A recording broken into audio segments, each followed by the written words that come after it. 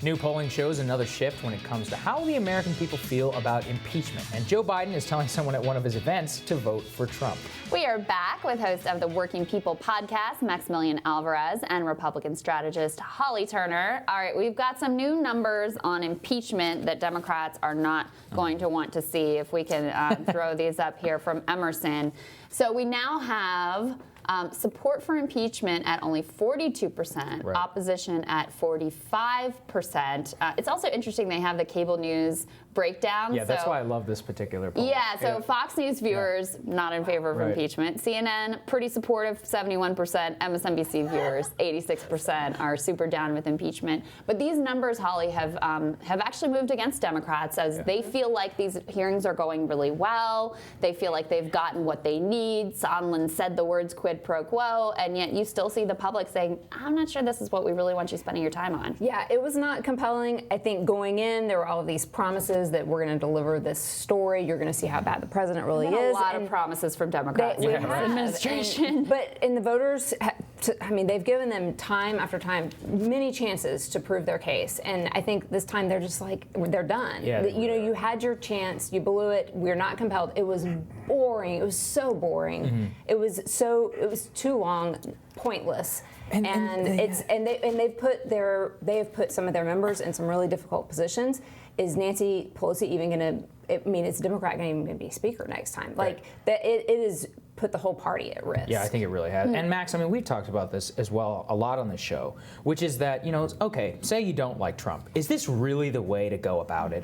Is focusing, it's like what you called the Bloomberg candidacy an elite vanity project. I think a lot of this is an elite's kind of vanity show in which to, he didn't held up military aid to Ukraine as if that's like the most sacred thing on the norms. They're like, these norms. They're like, my God, sir. Somebody in the CIA was shocked at his behavior, I tell you. And yet, a lot of the people on the outside, that's exactly kind of, this is not an issue which is going to animate them. And just look at the Democratic ground game, right? None of them talk about impeachment whenever they're in front of people because they don't actually care. Mm-hmm. Yeah. Right. I think there are two big takeaways from this. Is one, I think Democrats are getting the results that anyone could have predicted, from the beginning, because the Democratic establishment, especially with people like Nancy Pelosi, they've been salting the field from the beginning, right? They've been, every time she goes on TV, she's been condescending to working people, saying that no one actually knows what impeachment means. And when, it seemed like the evidence of corruption on Ukraine was so overwhelming that, they gave in. What they were also telling kind of people around the country was that they were not going to hold Trump accountable for the many other crimes that he's committed in plain view.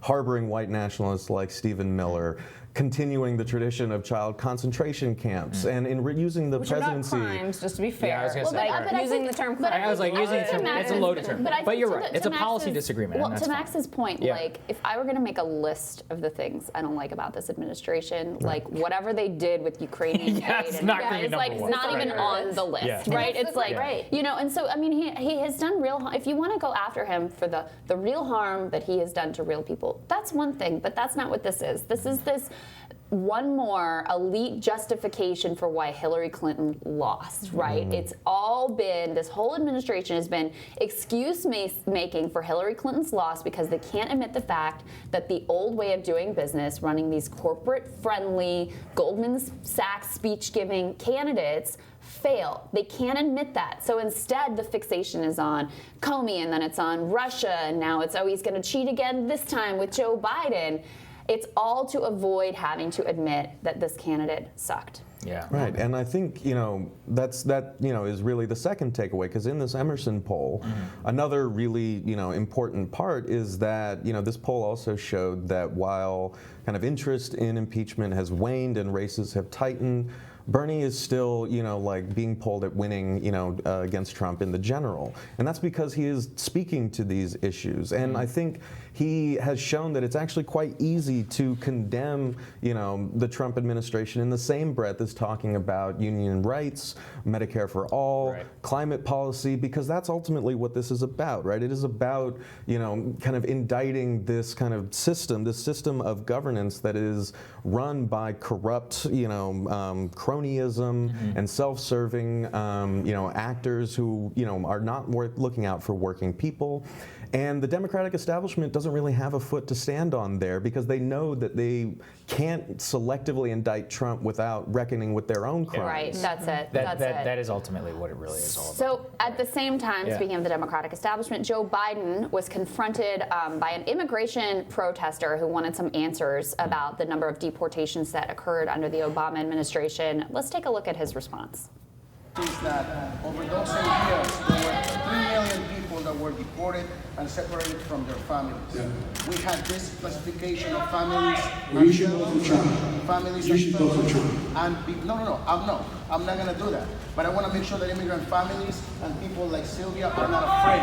And you have the power as a candidate to actually commit to stop all deportations from day one through executive action, and we want to hear you say that. I will not stop all deportations if you commit a crime that's a felony. Not one more deportation. Max, this resonated with me on a deep level, and I'll tell you why. Because there's this whole idea from the Democratic establishment that if you dare criticize them on anything, then you love Trump, you're a Trump supporter, you should just vote for Trump. Yeah, I mean, it goes without saying. Look at he turned his back on. Oh, complete my God. contempt. And that was he acted very respectfully. Right. I mean, very reasonably. I thought the protester did asking this question. Yeah, I mean, it goes without saying that this is a disgusting display, and I mean, I think it really gets to the heart of everything we're talking about here. And I hate to sound like a broken record, but like this is the problem with the Democratic establishment. This is the problem with people like Joe Biden, right? Because like Biden wants to again selectively indict Trump without kind of reckoning with the legacy of the Obama administration on things like immigration. And he's not gonna question that legacy because nostalgia for the Obama administration is his entire platform. Right. Right. And so this isn't like what they really believe. When you push them on it, you're going to see just kind of how vicious they can be and how much they want, to pay lip service to these things, but they ultimately are more concerned with holding on to power. They don't care about people like, like us who are raising these valid concerns about the things that are hurting us. And I want to make one more quick point here is that, especially with Obama, right? I mean, this dude has been waiting on the sidelines for 3 years, and when he finally decides to weigh in and lend his clout, what is it for? It's to bash the left and progressives. It's to bash the side of the party that's actually energizing working people. It's trying to bring more people into the electoral process, and he wants them to shut up. This is like what we get. Yeah, it's disgusting. What do you think of the clip? I mean, I thought his answer was completely reasonable. Yeah. Like, he's not going to promise to not deport people who have felonies on their record. And what is striking to me is just the absolute lack of diversity of ideas that are acceptable in the Democrat Party. Like, and look, we have it on our side as well, on the Republican side. But it's to Crystal's point. If you agree with the president on anything, then you're out. Like, the far left doesn't want to have anything to do with you. And I'm like, well, that's not reasonable because. I agree because I think, look, I've said it before. This will be, if any of these progressives get elected, that's why they're going to lose. I'm telling you right now. The number one reason you're going to lose is because of immigration. Bernie knows better. He came out there in 2015. He said open borders is a Koch brothers proposal, and running on decriminalizing the border and giving Medicare for all to illegal immigrants will 100% lose you the electoral college. It's a different world though now. But I think to respond to someone who has a critique of you by saying, "Well, just vote for Trump." Yeah, that's bad. It's that's disgusting. terrible. I mean, it's that's terrible. contemptuous. And it's completely that's contemptuous. Max's point, which is he won't grapple with his own record. It's completely imperious. And how can you say that you're running on this immigrant-friendly platform, but when you get challenged on what is a real logical inconsistency and an area where they got real pushback from the left during the administration, that you just say, "Oh, well, you're a Trump supporter. Go vote for Trump." Yeah. it's really important. I think that's very well said to Max's point, which is that ultimately he refuses to grapple with his role in the Obama administration. And a lot of the left, I mean, Matt Stoller's come on here and talk about this. So many people are just not willing to go out and say, yeah, Obama was a bad president. I mean, that's actually what a lot of people want to hear. Why do you think people went Obama, Trump? You know, like these are the people that you need to win back. Just come out and say it. I mean, that's the implicit message of so much of the campaign. Yep, agreed. All right. Guys, thank you. Thank you guys. for having us on. Tomorrow on Rising, friend of the show, Michael Tracy, shares his thoughts on the latest in the impeachment inquiry hearings saga. And journalist Zed Jelani is going to dive into 2020 news that you should not overlook. Two great friends of the show. We'll see you here tomorrow.